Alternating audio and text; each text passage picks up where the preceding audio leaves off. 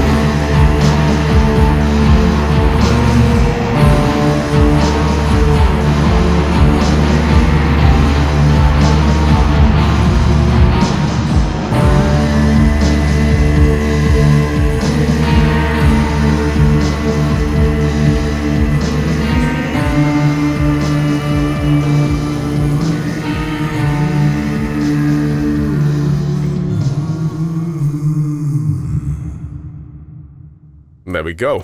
Okay, Diana, welcome to Iblis Manifestations. It's an absolute honor and a privilege to have you on the podcast. I've been really looking forward to this one for quite a long time, should we say. How are you doing tonight? I'm doing amazing. Thanks for having me. Yeah, my pleasure. I appreciate you're a very busy lady, okay? And I appreciate you taking time out of your very busy schedule to do this with me. And yeah, so let's talk about you a little bit. Obviously, I've followed your work for quite some time. You've had a lot of very valuable insight in terms of fitness and health and even biohacking, stuff like that you've put out there. But you're also a workhorse with your merchandising company as well. How are things going on with that at the moment? Because I understand last time we spoke, you said that you were kind of expanding the company a little bit. So, yes, how are things going? Busy. Right now, we're a few days ago from Beyond the Gates Festival, which is one of the big events for my company every year. That's a festival in Bergen, Norway, where my company is doing all the merchandise operations. That means 3 venues, 5 days this year with a warm up. So lots of preparation going on for that. What you hinted on in general, yes, my company was until last year a one woman operation, Mhm. one woman operation. So that was only me. And I got so many job offers and always had to decline them that I was like, okay, it's time to step this up and scale this company. So what I did is I hired people. I started to train them as my very specific system that from the people that know me and have worked with me know that I do merch quite differently. Like you see when I sell merch. So it's a very specific system that's custom built. And I train people to use it.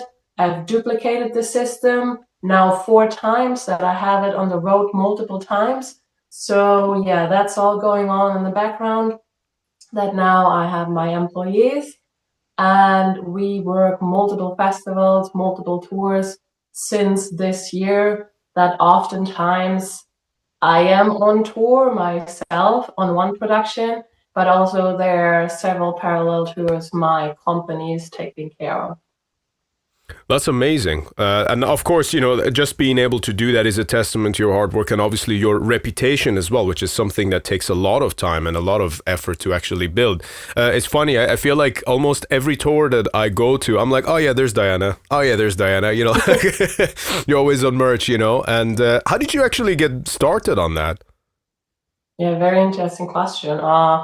It was the Norwegian band Kamfast Fault, funny Okay. enough. So before I started merchandising, I was in the event photography scene. So I was doing event photography for 5 years. And then, more or less out of the blue, in 2017, if I'm not mistaken, the drummer of Comfort wrote me, "Hey, do you do merchandise?" And I was, "Nope." But I was studying business psychology and marketing and strategic management at the time. So I was like, yeah, why not give that a shot? Doesn't sound too difficult with my background. So I basically just jumped into the tour. And I guess so many people that knew me from photography, if you work in photography, people know whether you're trustworthy or not, because you're exposed to like sensitive content in backstage areas. You're just like behind the scenes, so people know whether you're just a fangirl, so to say, or if you're somebody that is really hardworking, professional, and trustworthy. So people know that of me, and then they saw I did merchandise, which is a position where you need quite some trust for that specific person, because that person is handling all the money operations. And from that point on, without ever doing any advertisement, I just got the jobs. Mm.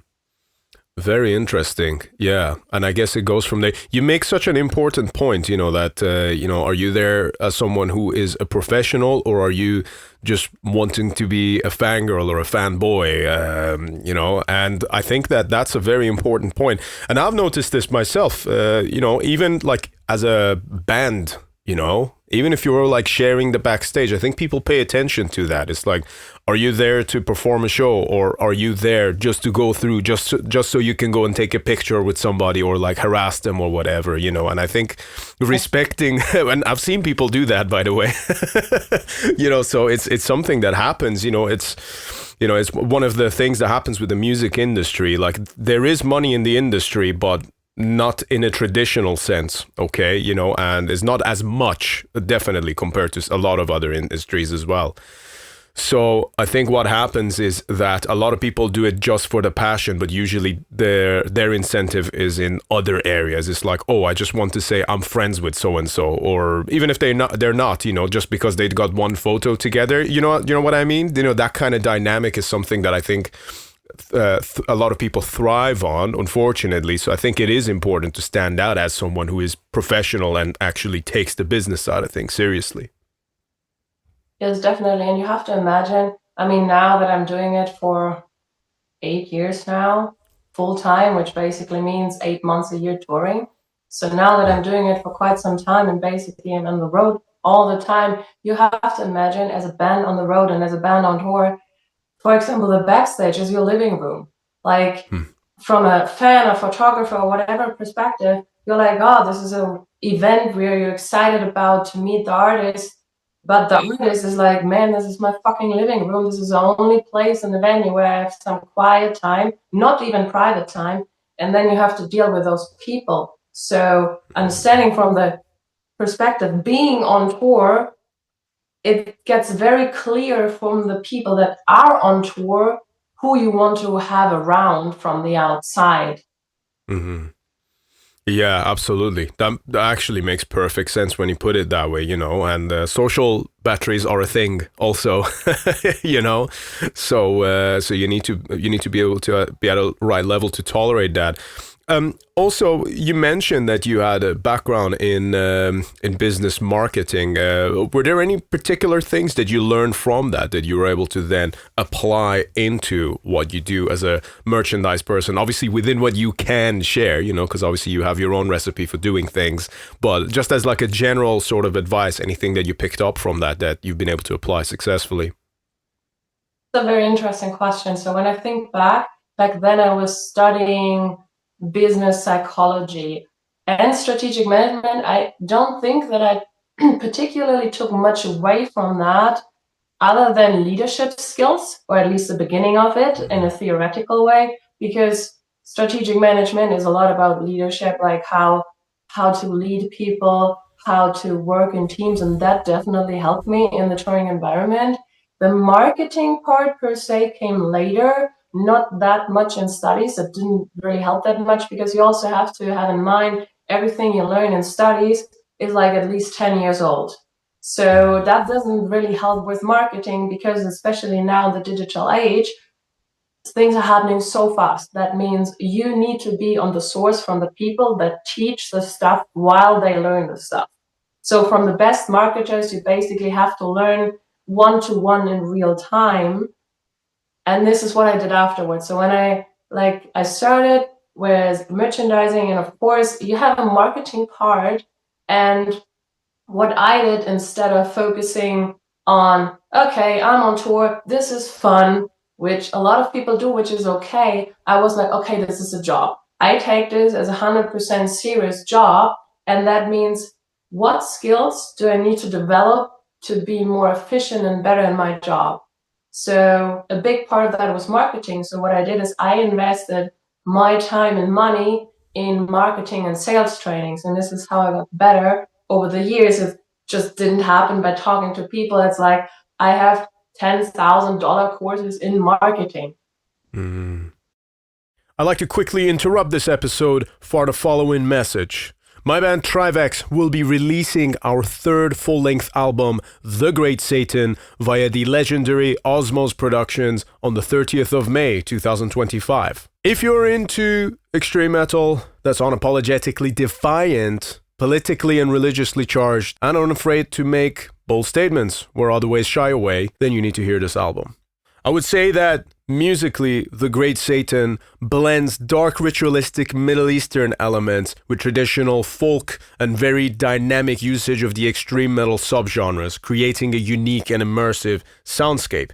The intro track actually utilizes folk instruments, including baklama and oud, and throughout the album, you will also get the usage of 3 different languages. One, which is, of course, my native language of Farsi, or otherwise known as Persian. We also have songs that are sung in Arabic and, of course, English. The album embodies rebellion, violence, and ecstasy, unafraid to say what so many extreme metal bands will not. Copies will be available directly from the TRIVAX Bandcamp page, or otherwise from the official Osmos web store. Thank you for your support, and please enjoy the rest of the episode. I see. Yeah, that actually makes perfect sense, and you're right, because the tools are also developing. So as the tools are developing, especially now with AI and things like that, just speaking only on marketing, this affects everything, but just solely focusing on that is something that is constantly developing and changing as time's going on. So let's say obviously that's 8 years, that's a fairly long time, especially in this kind of industry and this sort of lifestyle, which is quite intense to be doing. What would you, let's say, if you were to go back to yourself 8 years ago, what are some of the key things that you know and you've learned now from your own experience that you would definitely want to tell yourself back then? Or, either something to prepare for, either something to know to be more effective, if that makes sense? I guess a couple of things I learned over the years. One will probably trigger some people that are hearing this, because most of the people in our industries are men. And this is something I particularly learned as a woman, is how to take yourself on tour in a tour personality when you're a woman. Which is very interesting. I think the women that are now listening to this, I'm actually interested in what they're saying. So if you're listening to this, write this in the comments or write us a message, because I really want to know, or write it on social media and tag us. So what I learned is, because I'm a very male energy person, so to say, I'm very much into doing stuff, getting stuff done, and probably also my German heritage comes into play, because I'm not that nice when I'm working, or I wasn't that nice when I started. I was very much, I got a nickname like to be the Hitler. Like, being very efficient, being very scarce with my words, and just basically giving the orders when I had the right to do so. But what I learned is, even if you're a boss as a woman, if you're in a male industry that is also very conservative, especially also when you go in the eastern countries or in the southern countries in Europe, where it's even worse, do not be the boss and do not behave as a male character, so to say, when you are a woman. Like, you will Interesting. trigger people, like, badly. So I had a lot of encounters where I was doing that, where things weren't right, or like the merchandise wasn't existing, there were no lights, there was like nothing that was agreed on, or nothing working or whatsoever. And I approached this as a male would do, so to say, going there as a like leadership position I had, and was like, hey, we need to fix this, and this. Total disaster. A lot of times, total disaster. So what I learned with time is like, you're a woman, act as a woman, and be a bit more softer. Just smile and ask for help, and the things work 10 times better, and you don't lose your nerves, which is quite funny. But this is one very profound aspect I learned in touring. Is like, I think we women have an advantage in just being able to ask nicely and get the help, and we should use it, because this life is stressful for us in very much other aspects where men don't have to deal with that. But yeah, that's what I would tell my past self, is like, be nice, be kind, and try to solve things with a smile and asking for help, instead of coming there as a boss and demanding stuff. I'm so fascinated by that. Thank you for that valuable insight there. I'm just thinking already, I'm interested by this because I'm trying to figure out, well, why is that the case? And I guess part of it is just kind of like the structural sort of elements of the roles that people feel within themselves and what they expect, if you will. And I can imagine some of the guys maybe getting their egos hurt if you told them off for not doing things right, or simply I'm interested by that. Maybe there's some kind of like a evolutionary biology thing involved there as well. I think it's less a biology thing than we just, since centuries through the church, live in a male patriarch society where like the man is kind of the demanding top of the hierarchy part that is the boss and get things done, and the woman is just the soft part, so to say. So I mean, like, in ancient times we had a lot of cultures where the woman, like the Amazons, were the boss and were the hard part, and that was accepted in that particular part of society. But we're just in a different society, and that's fine. Like, when I discovered this, I'm not mad about this. I just, like, you need to understand how the cultural concepts work in the time you live in, and just use it. Like, don't get mad about it. Like, for example, when I have systems like in our society, our culture, or when I go to America where things work quite differently, there's other cultures, other systems in place, and like, I don't get like upset about the systems I work in. I just try to understand them and then adapt. Because why should you get angry? Like, I know a lot of people that are like angry about this or that, like, oh, this works like this or this works like that, and society's stupid for this or stupid for that. Some women might say, well, this is so unfair, and I'm like, well, it just works like that. It's fine. Just adapt and be happy about it. I very much value that thinking. I think that there is definitely something to that. I think there's a lot of headache and heartache that comes from trying to fight the system, but also some things you can't do on your own either. And I do think that there's definitely power to adaptation, especially when it comes to business. That is something that I think adaptation is key, and I think it's great on one hand, like that this doesn't have to be exclusive or separated from morals or standards either. I think that there is a fine balance within that you can find, and it's like the same as, if they mandate you to take vaccines so you can get on planes, you just pay someone to get you a QR code, and then you no longer have to go ahead, so there's ways around the system also, as much as we might disagree with it. But yeah, of course, that's a joke. I am not referencing to anything or anyone in particular when saying that.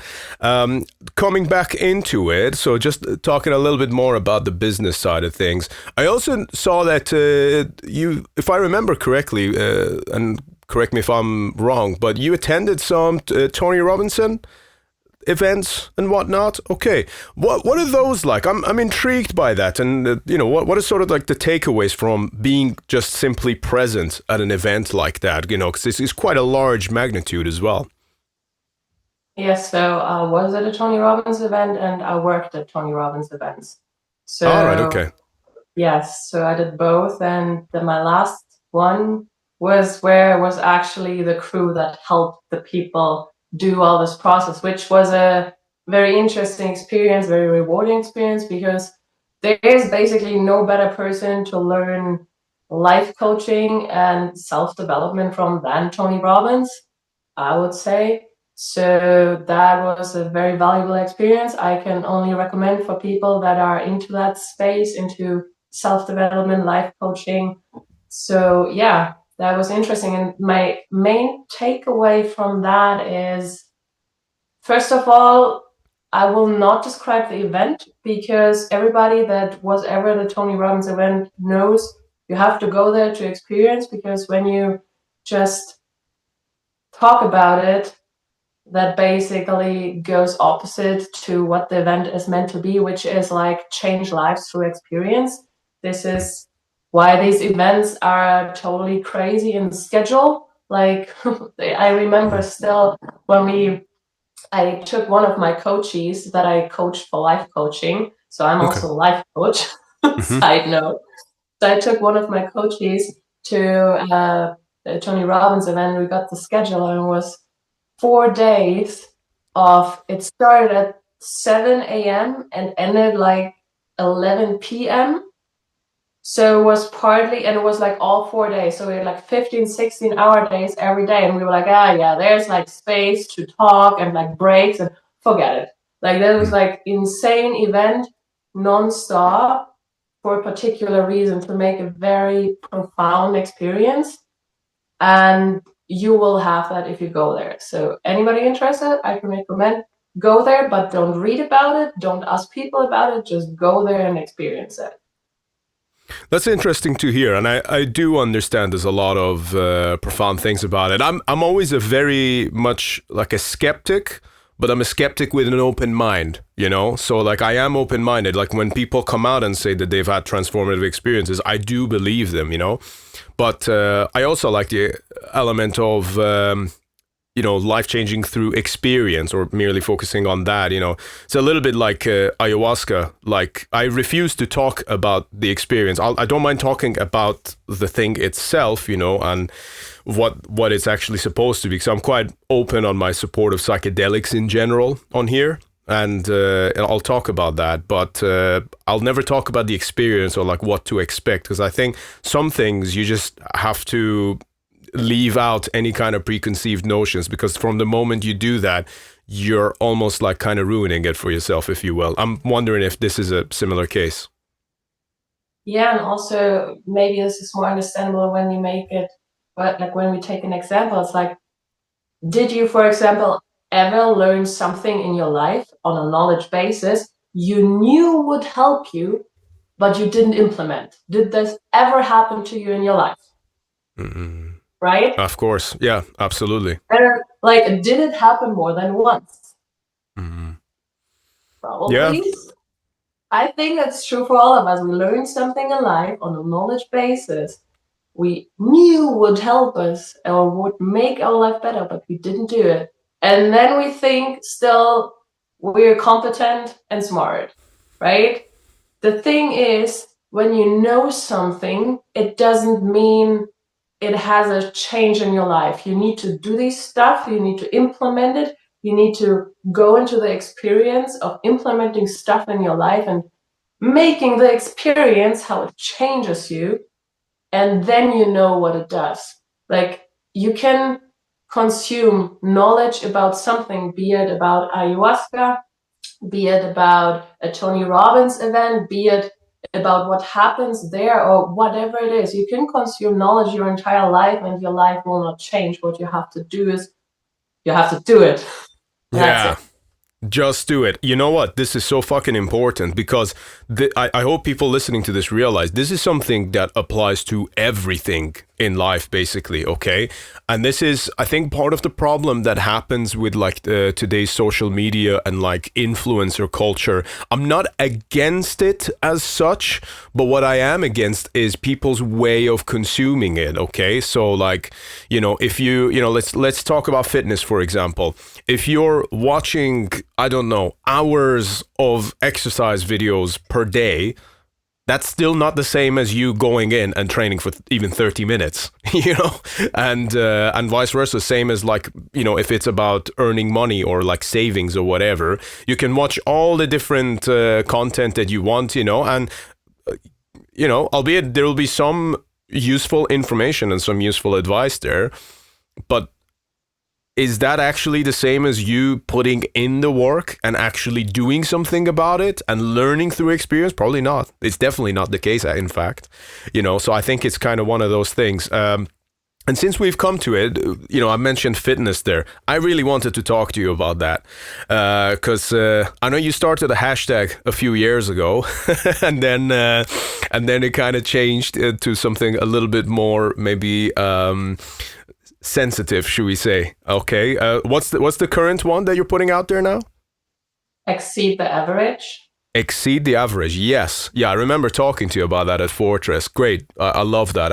Absolutely. So yeah, let's talk about it. Let's talk about what is it that you're trying to put out there for people. What are you hoping that people will take away from this message, if you will? I think the hashtag or the name of the movement, Exceed the Average, pretty much explains it. That, I mean, when we ask us, let's take the name. When we ask us, what is the average? The average is the medium of everything that's available. So you have extreme people on the right and left, and if you are in the middle, you're average. Mm-hmm. So what we want to say with this is, if you're average, you make the medium experience of life. You make an okay experience. This is like average experience. Do you really want to live a life of, nowadays average expectancy is 75 years?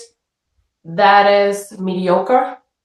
Like, that is like okay. That is like lukewarm, where you never go cold and never go hot, where you basically, if you put it to extreme, never really make any life experience that profoundly change you, because what profoundly changes you and makes you into a different person, develops you or gives you the opportunities to become better, are extreme experience on the spectrum. Like a lukewarm experience, a mediocre life will never give you the chance to step up to become a better person. So behind the exceed the average is actually what my company stands for. So I'm the CEO of the Amplify Potential, LLC in English. And in that, I'm supporting, either with my life coaching or with events, people, organizations, or events that amplify the potential of what is there. Mm-hmm. That's beautiful. So the exceed the average is basically leading into this notion of, you have a potential that some teachers I have say 90% of the people, most people tap into 10% of their potential and 90% is untapped.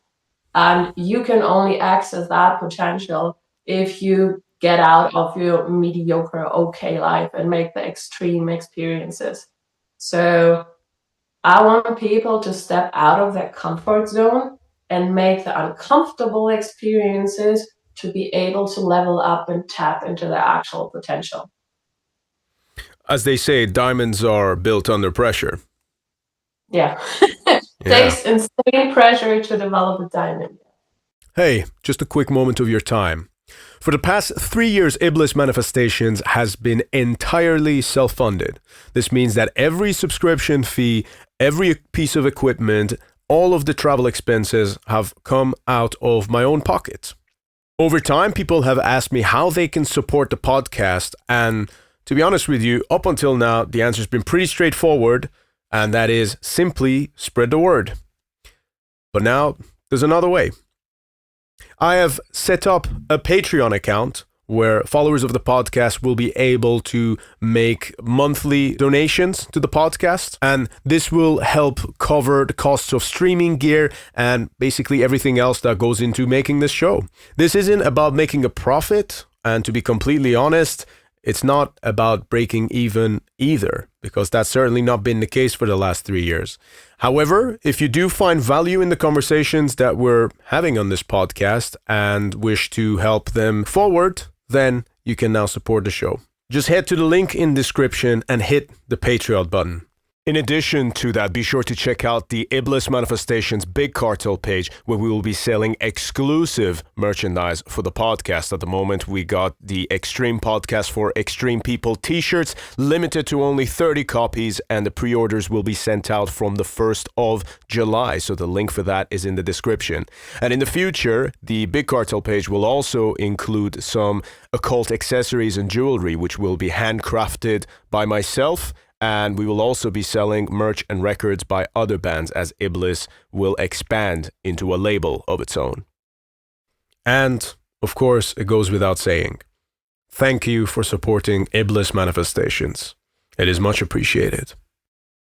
Absolutely. No, I love talking about this because I'm a huge proponent of that idea and that messaging in general. And part of it is because I've been on both sides of it, I've been on the other side of just being comfortable, back when I was 119, 120 kilos, totally fat, overweight, out of shape, and just, having all kinds of like mental health problems, and I was like, oh my God, why does everything suck, and then all I really needed to hear at that time was, you just need to get uncomfortable. You just need to move. You just need to do things that are tough. And sometimes that's, mental things, like let's say having a conversation with someone that you need to have, but you're not having it because you're afraid of the outcome, or you're happy in your safe little bubble that you don't want to kind of unravel. And then some other times it'll be physical things like physical exercise, okay, which again, I'm a fitness coach myself, I have my own company, Trial by Fire, so I think we're kind of very much aligned here as we're speaking on this topic. And and my whole thing is that for me, it took being uncomfortable in order to be able to drop 45, 50 kilos of that and then change my lifestyle completely for the better. And God knows how many years I've added onto my life just by doing that, So that's just the philosophy of it alone. And I think that I had a fellow fitness coach on here on the podcast a little while ago, my friend Arthur from Rep Temple. And we were just talking about there's like a real dopamine problem with humans and people in general. And people are not wanting to let go of that, and I think that's like one of the biggest kind of downfalls that we have now, whether it's dopamine through food, whether it's through TV, whether it's through cocaine, or whether it's through pornography. That's a extremely problematic one, I think.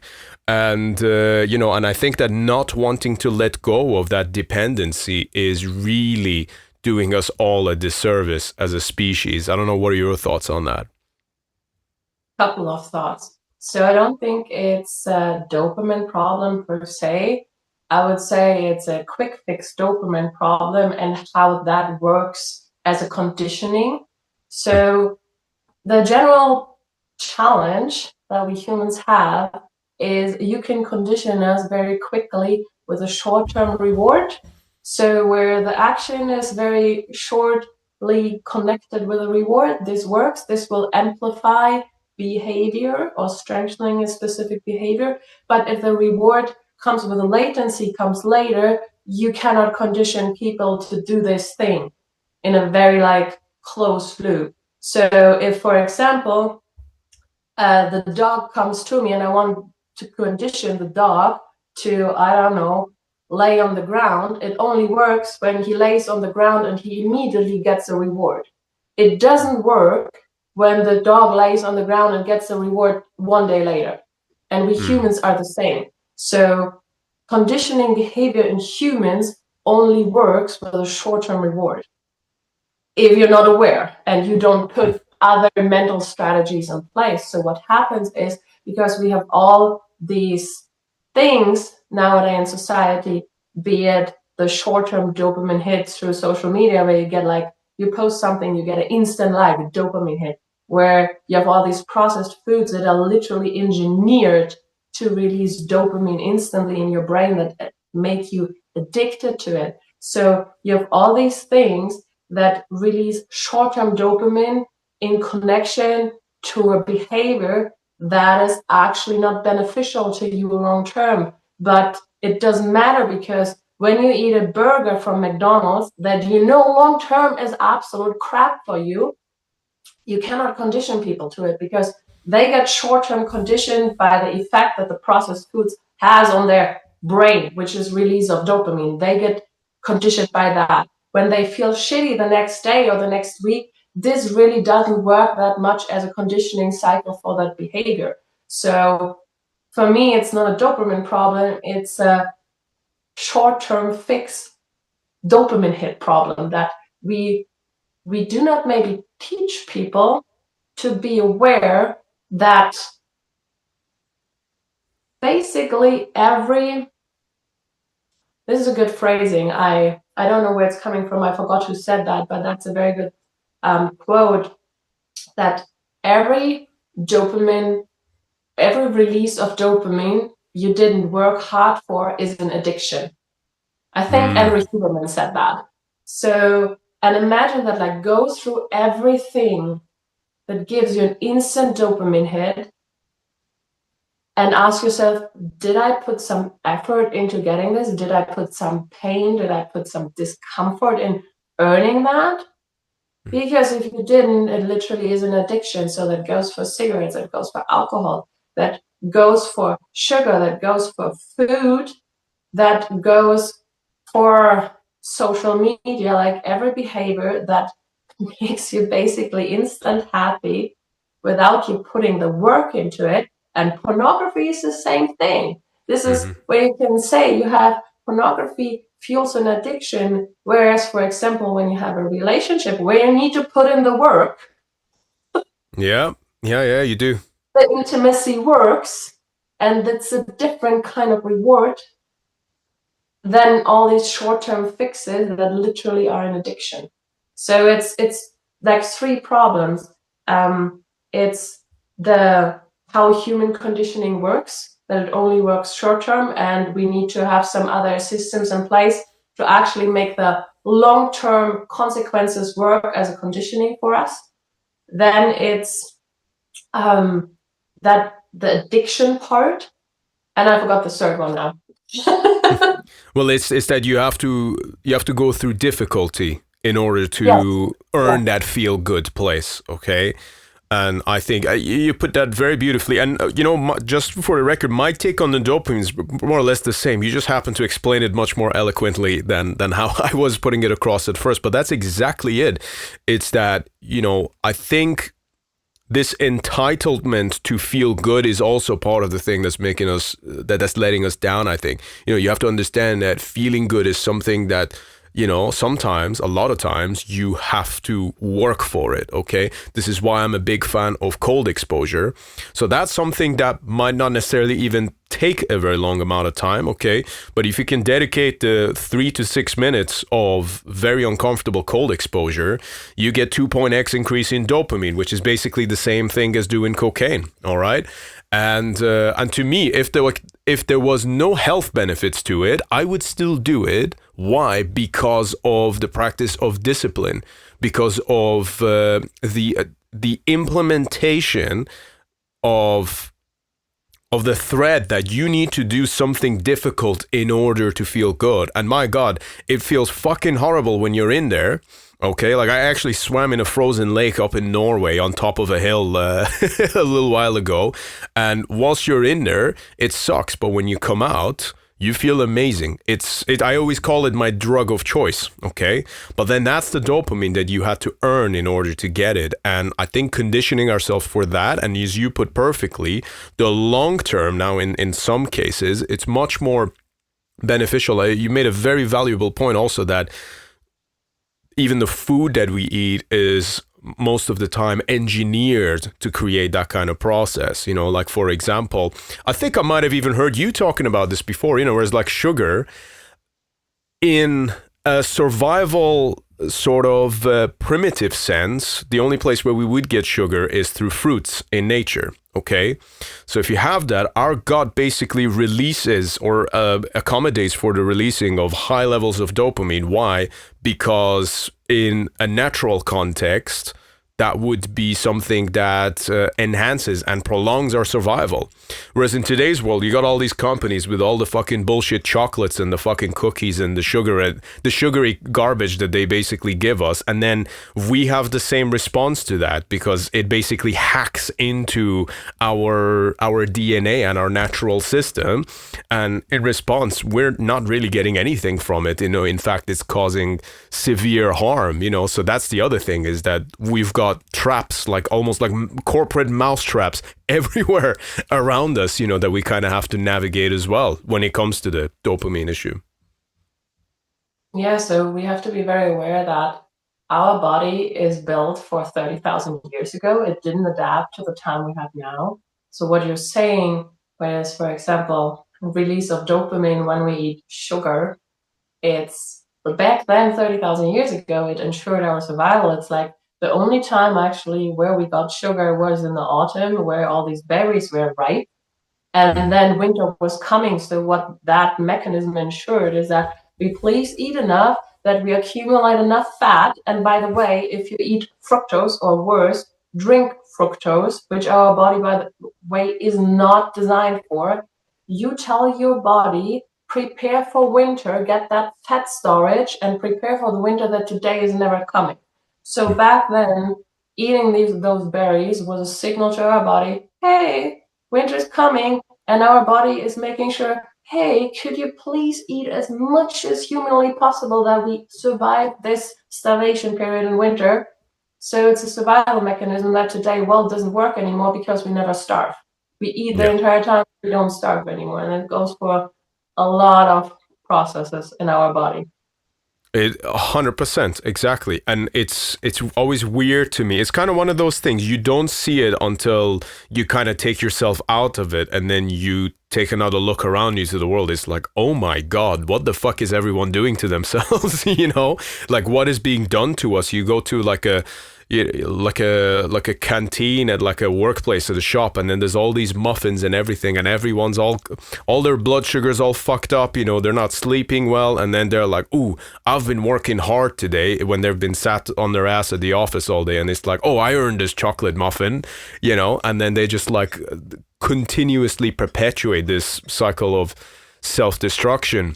And you also, there's a very important point you made there about the whole thing of the sort of the survival instinct that it triggers in our body, you know, that, oh yeah, winter is coming. That's an interesting point, because it's the same as, you know, like if you eat a steak, you're completely full. But then if someone brings out chocolate cake, it's like you have like an extra 3 stomachs just for that, you know? And you can just keep on eating. You know, I know I can, you know, I've got a big appetite on me. So I think that's an important one. So just for yourself personally, as someone who's quite obviously high functioning, and you have all these different things to do, kind of an obvious question, but I like to talk about it. How important would you say is maintaining good levels of fitness and health in order to be able to stay functional within everything that you do? Well, I can ask a question to everybody who's listening. How do you think you can deliver your best performance without having the optimal health and like basically fueling your body optimally to give you what you need? A working brain, a working body. Like, how do you think you can deliver optimal performance without being in optimal shape? how should that work? Yeah, I think that's a valid question. I think, unfortunately, the case with a lot of people in today's world is that I always say we have like an avatar that's our face, our profile picture, and then there's the body as if it's a separate thing, but that's not the case. We are entire beings, okay? And our body's just as much a part of this up here as who we are. And I think we've kind of forgotten that in our culture and in society. Yes, and I think people need to, or people want to get more informed about this, because it's, again, a problem of you cannot condition people with long-term consequences. Like, for example, diabetes, Alzheimer nowadays is known to be type 3 diabetes.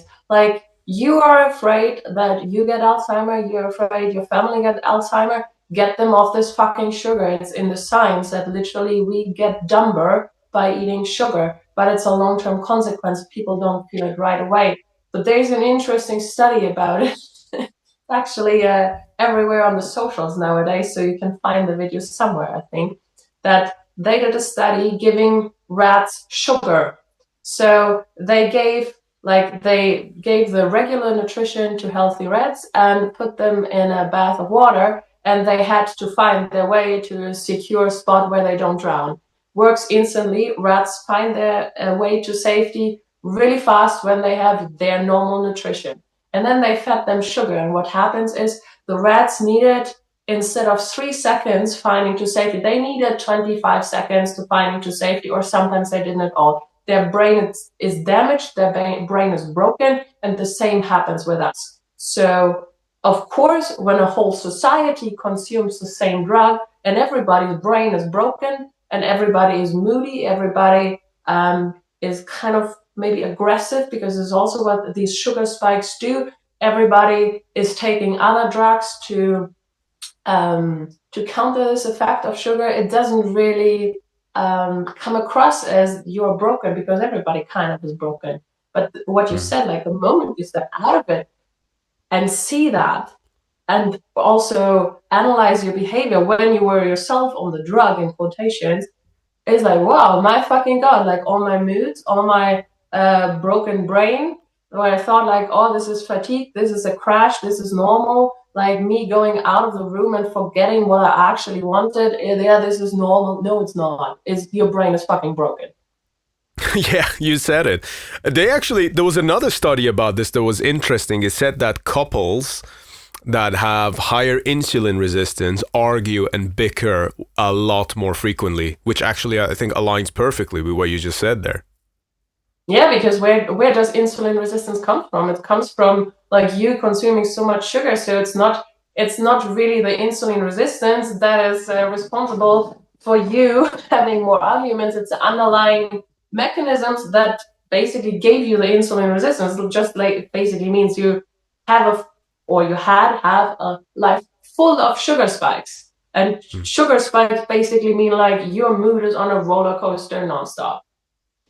Yeah, absolutely. I think it's important for people to hear this, you know. I know it's like maybe to you and I it might be obvious things, but I think it's important to talk about it, because even if one person only hears this for the first time and then it makes them maybe reconsider purely just how they even look at some of these things, I think that makes it worthwhile, you know?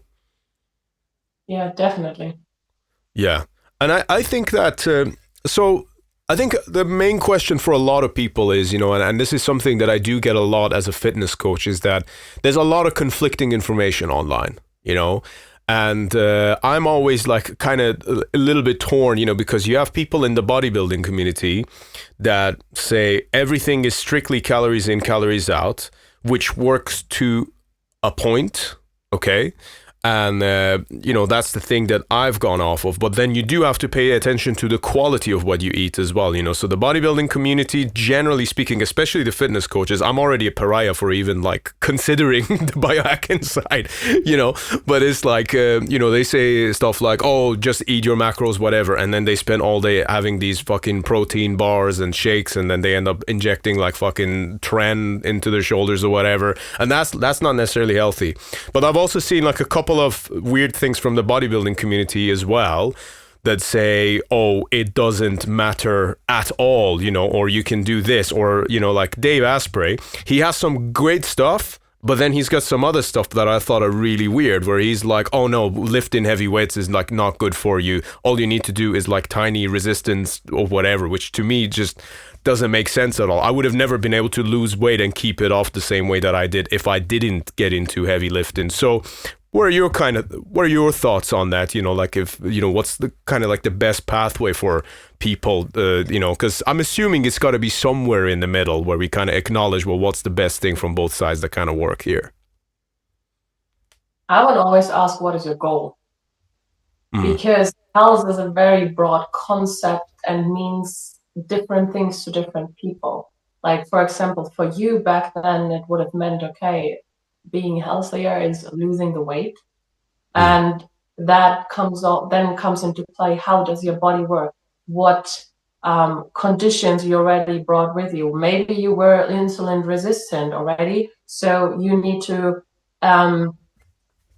use different strategies than somebody that had a lot of weight that is not insulin resistant. Maybe you have a very different epigenetic profile. Epigenetics is an entirely different topic we maybe can get into, but you have a different like heritage genetic makeup that just makes your body work a certain way, and we are all unique in that sense. So for once, I would always ask, what is healthy for you? What is your goal? And then you really need to get down to the individual to have the right strategies. And of course, what you say, calories in, calories out, is a very simplified concept that in the details doesn't work anymore. But for the overweight average American, I would say this is the most easiest thing, because even if even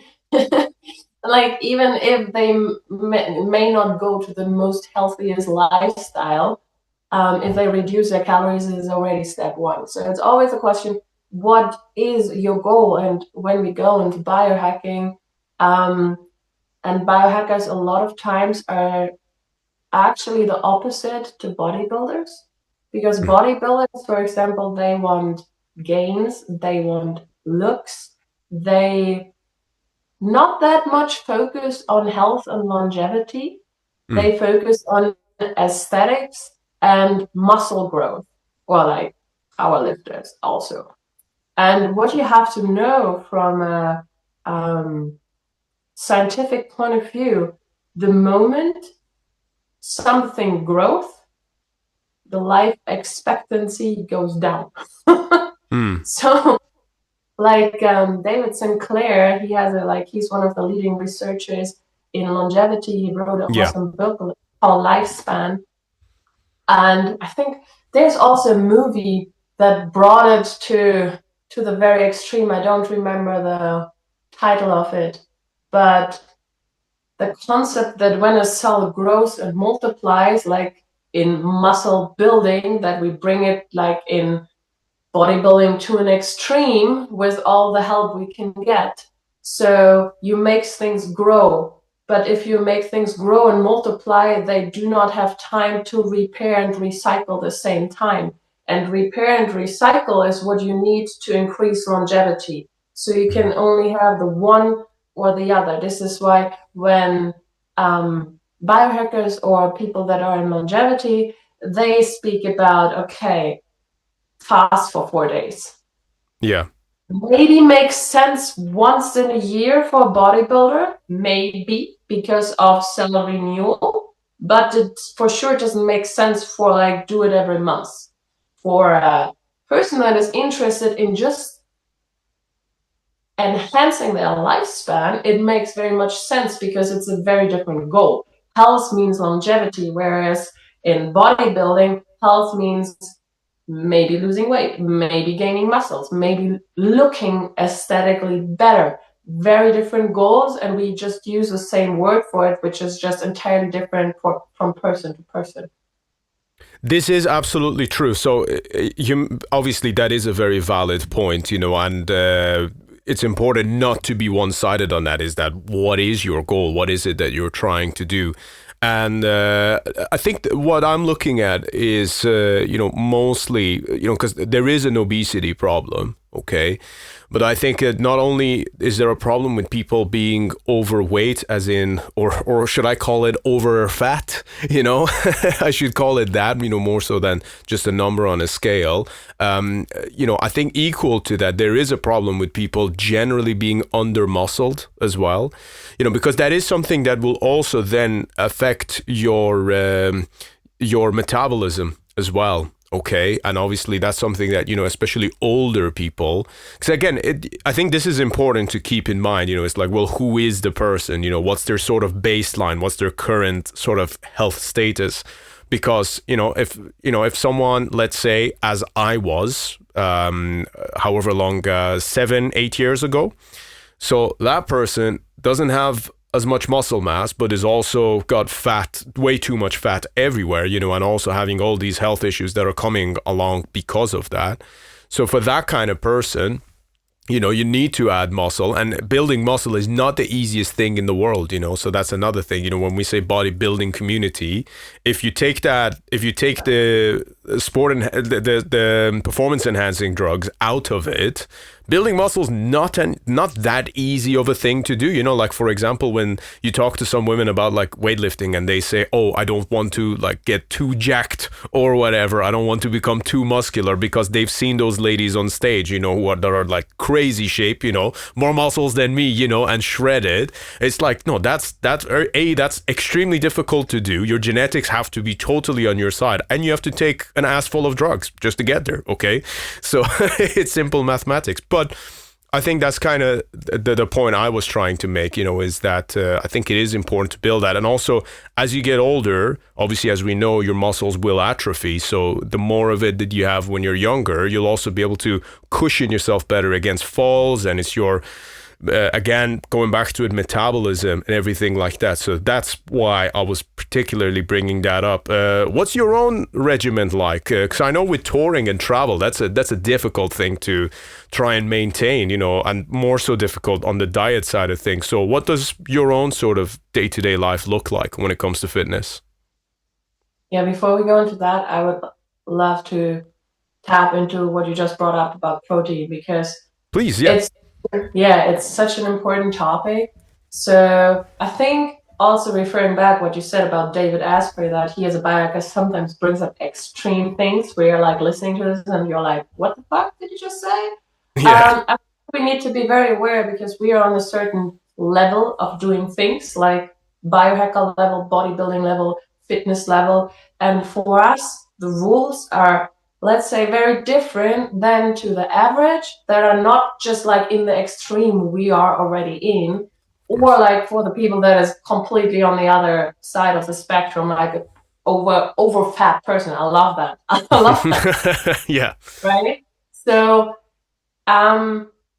yes, you can make these general assumptions and general statements about people that are either on the opposite extreme or on the average, like get more muscle is good for you because you're currently unhealthy, you have too much fat, and that is doing you more damage than having more protein. So having more protein is, and having more muscle consequently, is more beneficial to you. Statement goes for everybody. There's like no exception. Like getting more muscle for these people, yes. Life enhancement, great. But if you get to a certain level of muscles, of protein intake, you have a seesaw where it's like you can ask yourself, when is it still healthy in terms of longevity? And there it will change at some point, that you have to decide, do I go the bodybuilding route and go more extreme into that world, or do I want to be healthy in terms of longevity? And then it means reducing protein, doing other exercises, and so on. So but this is like the last percentile of the curve. Yeah. And like 99% of people do not need to bother with this extreme. It's just like when we go on social media, and this is, I think, why so many people are so confused. On social media are mostly the extreme opinions that go for a very small percentage of people that are already extreme. Yeah.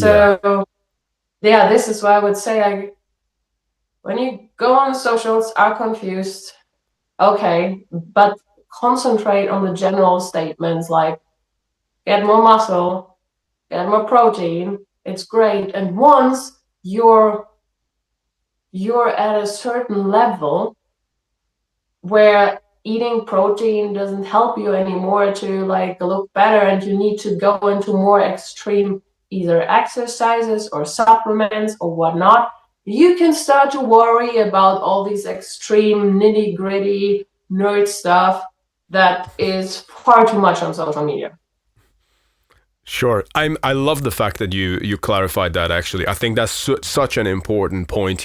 Because I think this is part of what happens. I want to go back to the other question as well. But I'm really happy that you talked about this, because I think a lot of the problems that happen with people, especially people who don't necessarily know what they're doing and they're kind of at the beginning of the line and they've maybe heard a few things online. The problem is they get overwhelmed with so much different stuff to do. Like one of my least favorite things is when someone says, "Oh, just do what works for you." I hate that, because in a way it's true. In a way it's true, but then also it's like that's just not effective. And when you say that to someone who doesn't have any direction, who doesn't know what to do, they just get confused and ultimately end up doing nothing. And that's not what you want. So I think that's why it's important. So my basic advice is, if you're in a position where you're not healthy and you're struggling, as you said, uptake your protein, okay? And focus on having your protein 3 to 4 times a day. We can talk about fasting and all that stuff later, but just get that nailed down first, okay? And make sure you're getting resistance training 3 times a week, and make sure you're getting plenty of walking. Walk as much as you can. That will burn fat like a motherfucker. And then, like you said, after a while, then you can get into the more nerdy stuff, like Brian Johnson injecting his son's semen into his skin or whatever the fuck he's doing now. I don't know. That's it. But yeah, I think, yeah, it's all about the balance at the end of it, but I think that's kind of like the perfect beginner style. So, yeah, tell us then. So what does your own sort of regimen look like now? Regarding training or supplements or all of that around, or everything? Now that you ask me that question back, I realize this is more broader than I initially anticipated. I mean, I don't know. Fire away. What do you feel comfortable sharing, or you think is worth people knowing? I'm intrigued to know all of it, to be honest, especially when you're traveling as well, because that's a big one, I think, especially for touring musicians. Yeah, I try to keep this structured. Yes, on touring, I mean, by now, I would say I'm a pro in bringing the fitness and biohacking aspect on the road, which I struggled with a lot in the beginning, because you're in a different city every single day. Like, you are out of control for your circumstances, literally on everything, on sleep. Like, somebody else controls your sleep when you're on a nightliner or on a travel schedule. Somebody else controls your air. Somebody else controls your light exposure. Somebody else controls your food. It's like literally all the basics that you need for health, like all the basic health pillars, is controlled by somebody else, which makes it very difficult and overwhelming to find a way to navigate that. But that was what I figured out the last 8 years, and I'm actually writing a book exactly about that, how I figured this out, how I bring the fitness and biohacking into the touring world and make it work. So yeah, what do I do? In short, it's like find a routine that is easy enough that you can maintain it, and that works literally independent of all the other circumstances. So for example, let's start with sleep. You have noise, you have people, you have weird sleep schedules, everything you need to navigate. So what I have, I on tour, you always see me with either a beanie or a headband, but I have around like everywhere. Like, you don't see me when I sell with this, but you can be sure it's in my backpack. And no matter where I am, I have this somewhere around me, which basically is just a camouflage sleep mask, because I can pull it over my eyes whenever I want. I put in my earplugs. And I have a meditation in there that goes on loop that is loud enough to cover every snoring and every nightliner noise or whatever is going around me. It covers that. So with this, I can basically fall asleep anywhere. So sleep, I figured out no matter where I am. On tour, I often, because the air nightliners is oftentimes very improvable, I have most of the times I have a air moisturizer, like a humidifier with me that like prevents me from waking up and having a very dry throat. That is especially important for singers. You know what I'm talking about. Do you keep this in your bunk? Like in the actual bunk you keep it? Like if you're in a nightliner and you walk there and you walk past my bunk, it's a bunk like that smells amazing because I have a humidifier there with essential oils that basically runs nonstop. I love it. I love it. You know, I'm super interested to hear all of this because we're doing a nightliner run in November, December, and we're going to be on that for a while. So I'm like making all the mental notes right now. So get a humidifier, get essential oils, make it either lavender that soothes, that relaxes you. So when you go in your bunk, you actually have the help of the essential oil to relax you, or make it something that improves your throat, like that clears your airways, that removes bacteria and infections like thyme or eucalyptus or tea tree oil. Just use it, put it in the humidifier and let it do its magic.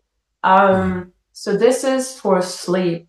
For food, well, I figured out some very basic things that I put on riders of tours I am on that are easy enough for any venue promoter to get and available enough that you get them basically worldwide. It took me a while to figure this out.